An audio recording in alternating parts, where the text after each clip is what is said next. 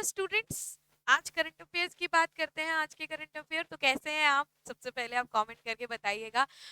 वही एमसीक्यूज और static GK की हम बात करेंगे और आज के लिए अपनी नॉलेज को बढ़ाते हैं। तो शुरू करते हैं। फर्स्ट क्वेश्चन आपका क्या है? तो फर्स्ट क्वेश्चन आपका है कि who was awarded 26th CEAT man international cricketer? किसको जो 26th क्या है आपका सीएट मैन इंटरनेशनल क्रिकेटर का अवार्ड किसको मिला है इस साल और किसको सम्मानित किया गया है? तो किसको सम्मानित किया गया है बताइए अगर आपको पता है तो ये है आपके रोहित शर्मा। किसको मिला हुआ है ये अवार्ड?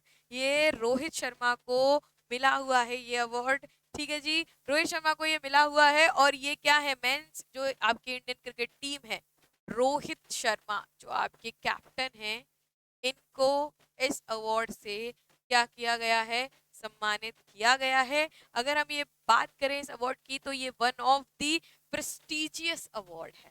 ये बहुत ही ज्यादा प्रेस्टिजियस अवार्ड माना जाता है और ये एक्सेप्शनल परफॉर्मेंस के लिए, अगर आपने बहुत ही एक्स्ट्रा ऑर्डिनरी परफॉर्मेंस दी है क्रिकेट में, तो आपको ये अवार्ड मिलता है। थोड़ी सी इसकी बात कर लेते हैं कि सीएट क्रिकेट अवार्ड जो है वो 1995 से लेके 1996 के दौरान इसको क्या किया गया था? शुरू किया गया था। किसके थ्रू? आरपी गोयंका जो ग्रुप कंपनी सीएट टायर्स है, इसके थ्रू ये शुरू किया गया था। और ये थोड़ा सा इसके बारे में जानना बहुत इंपॉर्टेंट है। इसी के साथ साथ अगर बात किया जाए तो इसमें कैटेगरीज हैं, बहुत सारे और अवार्ड हैं, जिसमें एक और इम्पॉर्टेंट है कि लाइफ टाइम अचीवमेंट अवार्ड किसको मिला है? तो ये मिला है राहुल द्रविड़ को। राहुल द्रविड़ को क्या मिला हुआ है? लाइफ टाइम अचीवमेंट अवार्ड दिया गया है। फॉर्मर इंडियन क्रिकेट कैप्टन रहे हुए हैं ये। और अगर इनका बात किया जाए तो इनको लाइफ टाइम अचीवमेंट अवार्ड से सम्मानित किया गया है, क्योंकि Rahul Dravid also known as the wall was the coach of the Indian team.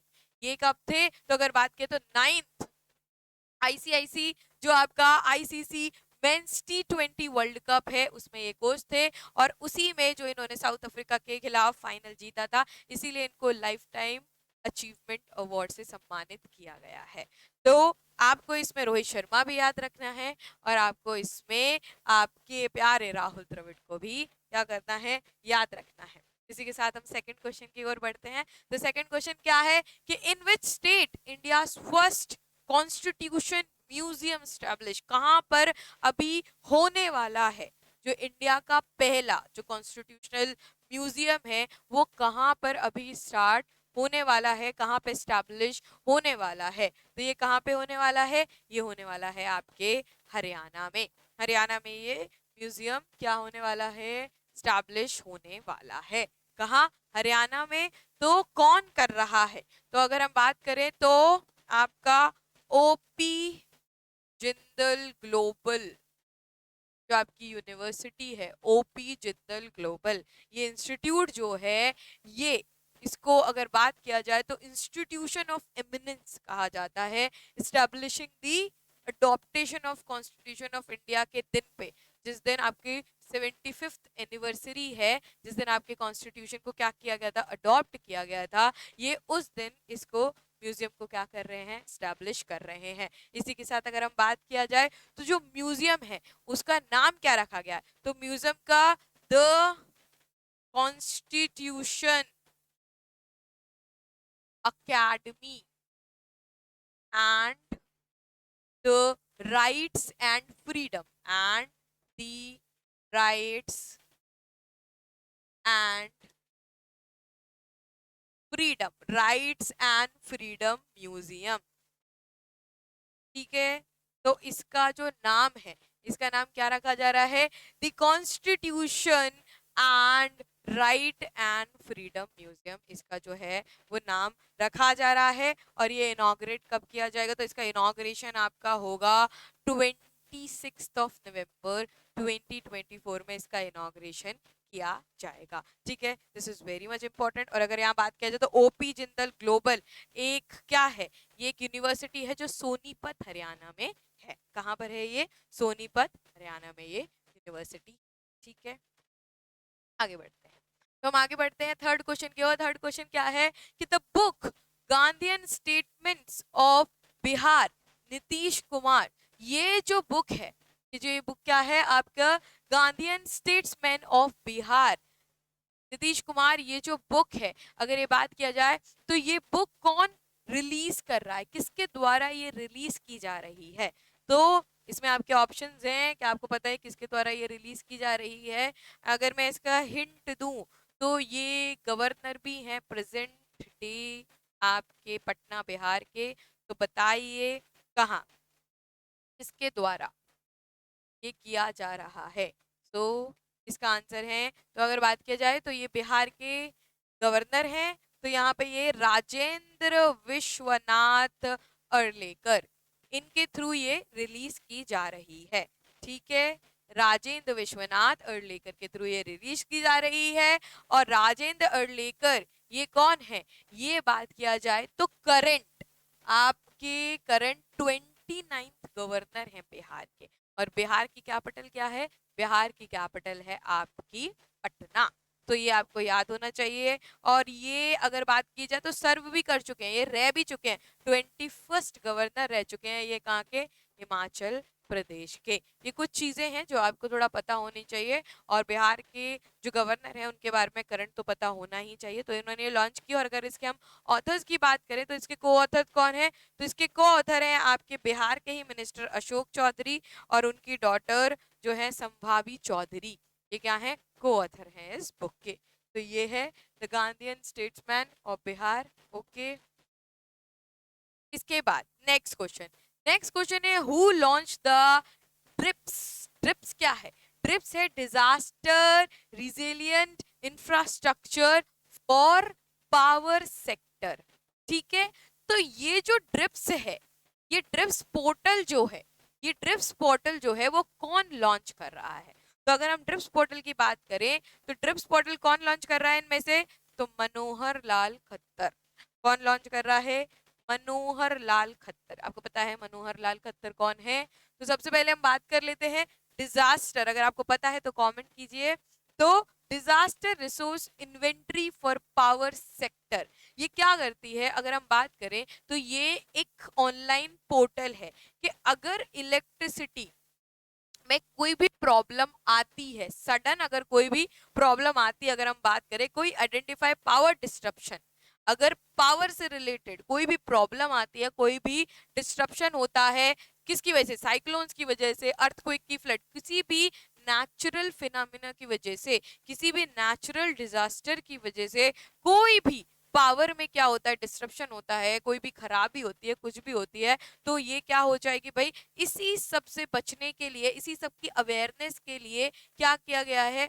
इसको लॉन्च किया गया है, इसको रखा गया है। तो it will link the designated nodal officer of all the department of power sector. ये सारे ही जितने भी पावर सेक्टर के जितने भी ऑफिसर्स हैं, ये उसको क्या करेगी? ये सबको लिंक करेगी और वहीं से step by step information state को भी मिल जाएगी। कहाँ डिस्ट्रप्शन है, कैसा डिस्ट्रप्शन है, तो कहाँ डिस्ट्रप्शन है, कैसा डिस्ट्रप्शन है, ये सब कुछ क्या चल जाएगा? पता चल जाएगा। अगर हम बात करें तो यूनियन मिनिस्ट्री ऑफ पावर ने अभी 3 पोर्टल्स को क्या किया है? 3 प्लेटफॉर्म्स को लॉन्च किया है, प्रॉम्प्ट, ड्रिप्स और आपका ये जल विद्युत डीपीआर। ये 3 में से हम क्या पढ़ रहे हैं? ड्रिप्स पढ़ रहे हैं। सो ड्रिप्स एक पोर्टल है जिससे बहुत ज्यादा ट्रांसपेरेंट चीज होगी, एफिशिएंसी से आपको पता चल जाएगा कि कहां पर पावर का क्या है? डिस्ट्रप्शन है। और अगर हम बात करें so union minister for power Manohar Lal Khattar कौन है? यूनियन मिनिस्टर, पावर के जो यूनियन मिनिस्टर हैं वो कौन है? मनोहर लाल खट्टर है। तो आगे बढ़ते हैं। आगे अगर हम देखा जाए तो सेंट्रल इलेक्ट्रिसिटी अथॉरिटी की भी बात कर लेते हैं थोड़ी सी, क्योंकि पावर की बात हो रही है, लॉज की बात हो रही है, मिनिस्टर की बात हो रही है, तो हम क्या बात कर लेते हैं भाई? सेंट्रल इलेक्ट्रिसिटी अथॉरिटी की बात कर लेते हैं।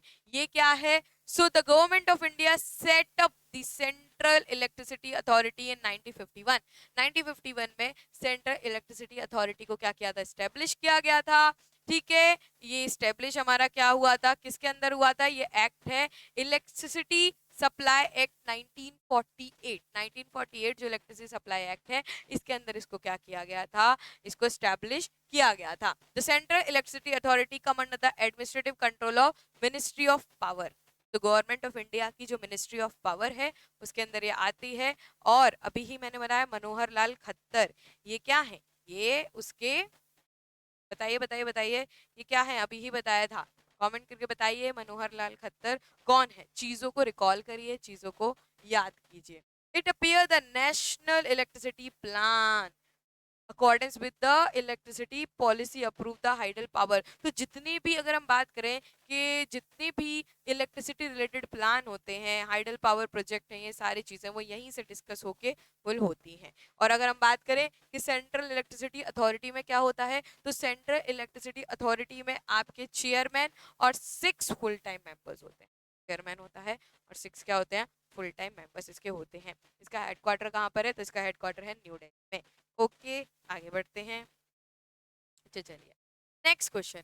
नेक्स्ट क्वेश्चन है, in which Indian state does the Gomti river flow. इसको हम गोमती रिवर भी बोलते हैं, pronunciation can be different, spellings can be different. तो गोमती रिवर कहाँ पर फ्लो करती है अगर बात किया जाए, तो क्या है इसका आंसर, आपको पता है। इससे देखिए मैप्स भी प्रिपेयर होते हैं, मैप्स को भी आपको इसके साथ साथ प्रिपेयर करते हुए चले जाना है। करंट अफेयर्स के नोट्स तो इक्वली इंपॉर्टेंट है ही, पर उसके साथ में अगर आपको ऐसे क्वेश्चंस आते हैं तो वहीं पे आप सीधे मैप देखिए, मैप देखिए, उसको नोट करिए, वहीं पे उसके नोट्स बनाइए, किस स्टेट में है, कहाँ से फ्लो करती है, ट्रिब्यूटरी क्या है, किस लिए इंपॉर्टेंट है, ये सारी चीजें बहुत जरूरी हैं। तो ये सारी चीजें करिए। तो इसका आंसर क्या है, त्रिपुरा। वेर इज त्रिपुरा, त्रिपुरा कहाँ है, नॉर्थ ईस्ट में। ठीक है जी।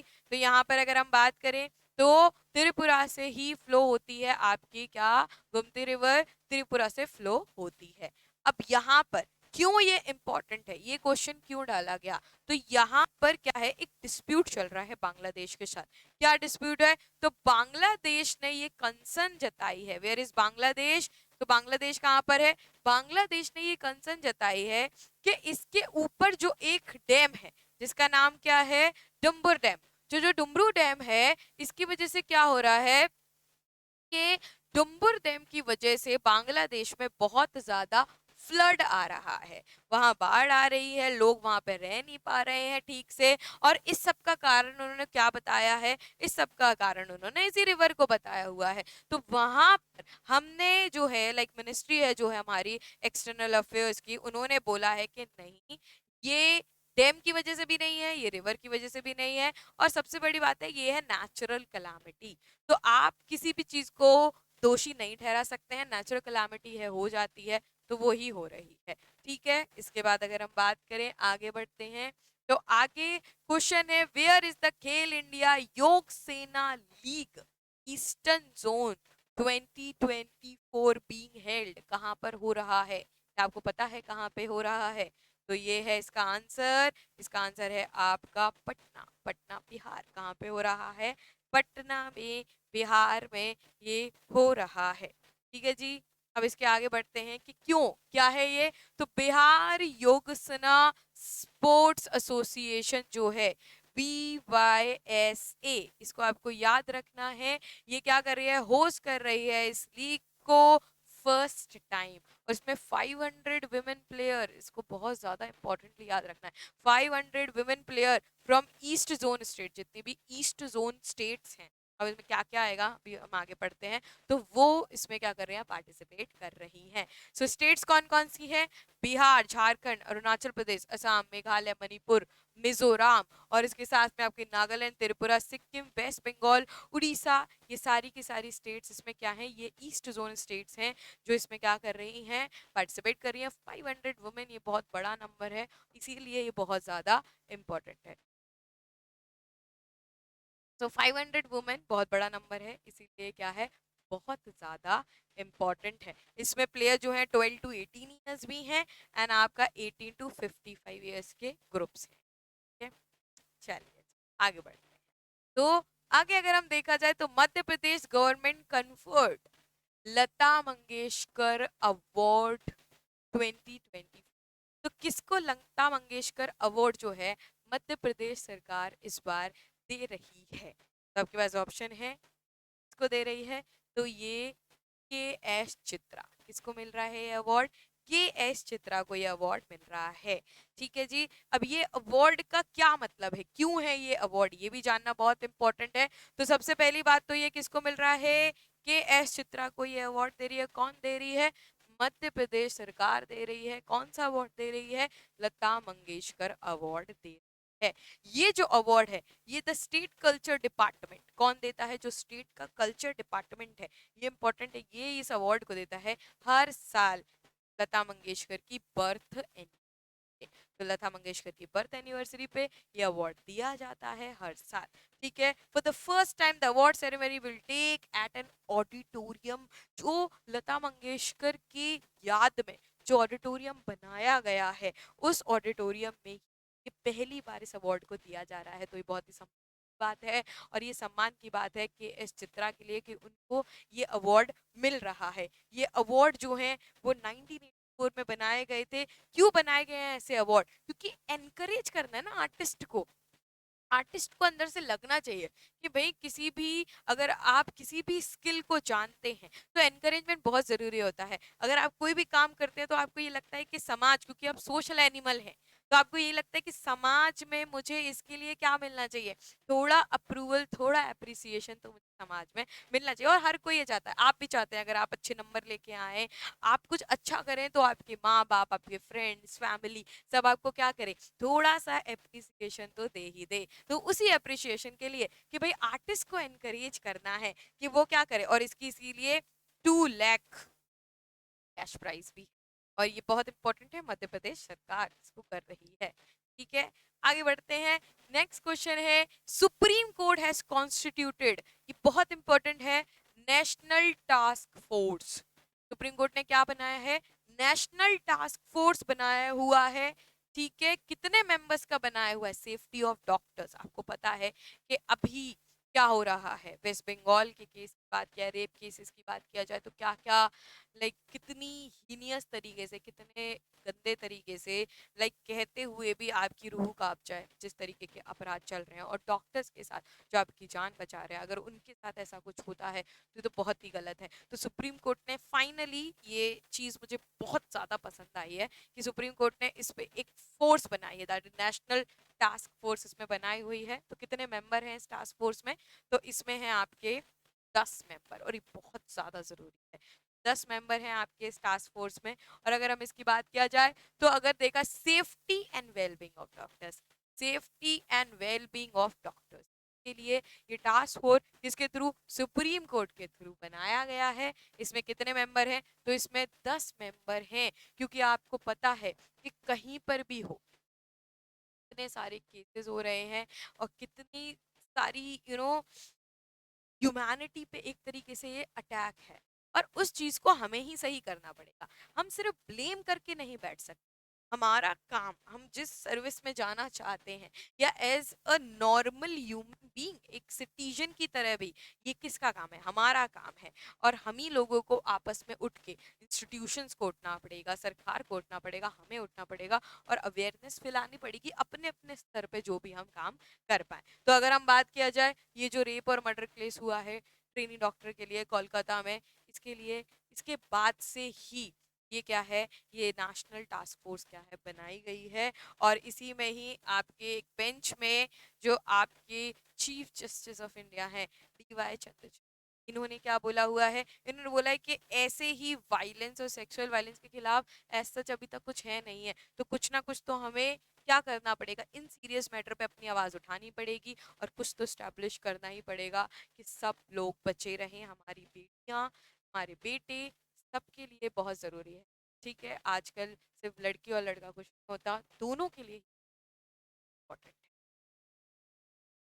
इसके बाद हम नेक्स्ट क्वेश्चन की तरफ आते हैं, where is the India EU, क्या है, कुछ नहीं, वेयर इज द, तो नेक्स्ट क्वेश्चन की तरफ बढ़ते हैं, where is the India EU regional conference held, अभी कहाँ पर इंडिया ईयू रीजनल कॉन्फ्रेंस हुई है, तो कहाँ पे हुई है, दिल्ली, न्यू दिल्ली में ये हुई हुई है। अब ईयू क्या है, ईयू है आपकी यूरोपियन यूनियन।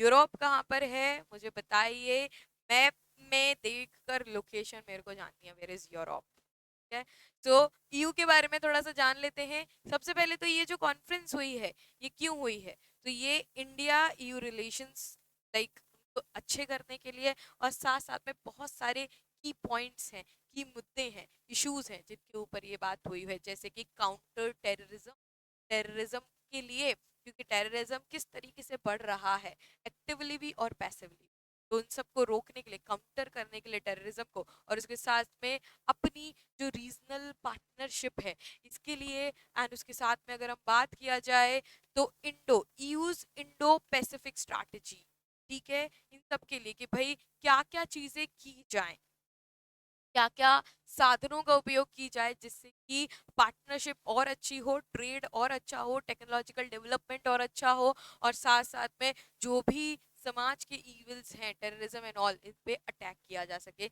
सीधा सीधा। इसीलिए अगर यूरोपियन यूनियन की बात की जाए तो ये 27 कंट्रीज का अगर बात किया जाए एक ग्रुप है, और अगर इसमें हम देखा जाए तो 19 कंट्रीज जो हैं वो यूरो को अपनी ऑफिशियल करेंसी की तरह यूज करते हैं। ये भी बहुत इंपॉर्टेंट है, क्योंकि ईयू में हमें लगता है कि यूरोपियन यूनियन क्या है, कि भाई यूरोपियन यूनियन स्टैब्लिश हुआ तो सभी लोग यूरो को ही यूज करते हैं, लेकिन कौन ऑफिशियल करेंसी की तरह इसको यूज करता है ये भी बहुत ज्यादा इंपॉर्टेंट है। तो बुल्गारिया, क्रोशिया, आपकी चेक रिपब्लिक, आपकी Denmark, Hungary, Poland, Romania, Sweden, ठीक है, do not use the euro, euro को as a official currency use नहीं करती। और ये सारी कहाँ है मैप पर, ये आपको बताना है। आगे बढ़ते हैं।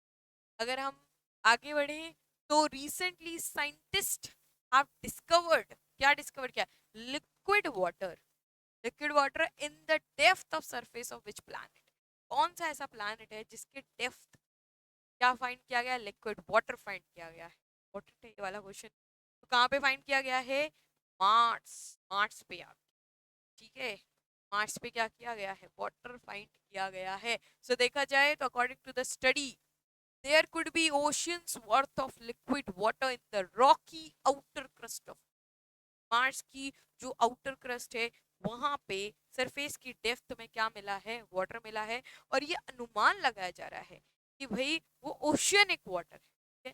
कैसे किया गया है, तो रिसर्चर ने यूज किया है नासा का मार्स इनसाइट लैंडर, जो कब हुआ था, जो प्लानिट पे 2018 में अगर बात किया जाए तो टच किया था 2018, और रिटायर्ड कब हुआ था, तो आपका दिसंबर 22 में रिटायर्ड हुआ था। तो वहां से यह अनुमान लगाया जा रहा है कि उसकी डेप्थ पे क्या है, उसकी डेप्थ में वाटर पाया गया है। ठीक है, ओके। सो अगर बात किया जाए तो 8 November is marked as a red planet day. 8 नवंबर को क्या किया जाता है, रेड प्लैनेट डे की तरह मनाया जाता है। रेड प्लैनेट किसको कहा जाता है, मार्स को कहा जाता है, तो ये मनाया जाता है, ये इंपॉर्टेंट है। ठीक है, तो इसमें हम आगे बढ़ते हैं। तो thank you so much lecture को अटेंड करने के लिए। और सबसे ज़्यादा ज़रूरी है कि जब आप करंट अफेयर्स प्रिपेयर कर रहे हैं, आप कहीं से भी पढ़ रहे हैं, तो आप नोट्स बनाएं, तो वो नोट्स वाइड पर्सपेक्टिव में हो, वो नोट्स में ज्योग्राफी, पॉलिटी, इकोनॉमी, सब जगह से वो लिंक होते हैं। तो आपको जो अपने नोट्स बनाने हैं तो आपको बिल्कुल विजाइल होना है कि भाई अगर मैंने इस रिवर के बारे में पढ़ा है तो ये रिवर है कहाँ, कनेक्ट कहाँ से करती है, फिर उस जगह की इकोनॉमी कैसी है, उस जगह की पॉलिटिकल सिचुएशन कैसी है, हर चीज़ को आपको लिखना है, हर चीज़। तो नोट्स वाइड पर्सपेक्टिव में होंगे तो ज़्यादा वर्क करेंगे। ठीक है, और कोई भी डाउट हो तो आप कमेंट करके बता सकते हैं। Thank you.